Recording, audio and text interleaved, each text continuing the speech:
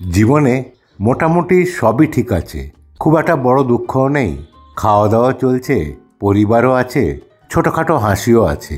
তাও রাতে শুয়ে মনে হয় কেমন যেন একটা অশান্তি। কিসের অশান্তি? কেন? কিছুই তো সেরকম খারাপ নয়। আজ এই কথাটাই বলবো। এই অনুভূতিটা সবচেয়ে বিপজ্জনক, কারণ এটার কোনো নাম নেই।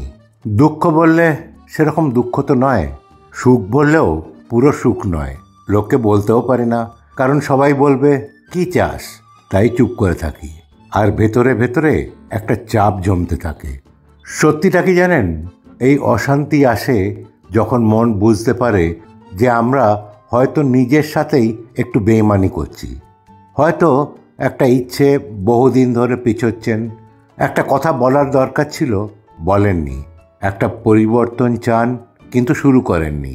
মস্ত কিছু না, কিন্তু ছোট ছোট না বলা। আমাদের ব্রেন আসলে খুব হিসেব রাখে। সে মনে রাখে আমরা কতবার নিজেকে এড়িয়ে গেছি, আর তখন সে বলে সব ঠিক, কিন্তু তুমি ঠিক নও।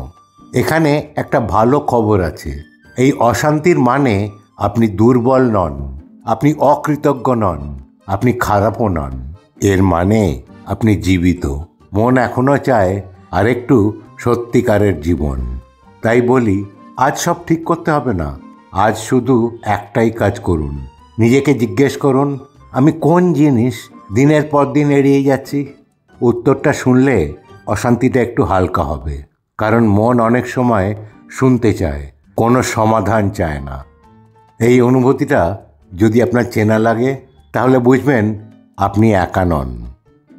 আজ এই পর্যন্তই। পরের ভিডিওতে আবার আপনাদের সঙ্গে দেখা হবে। ভালো থাকবেন, সুস্থ থাকবেন। ধন্যবাদ।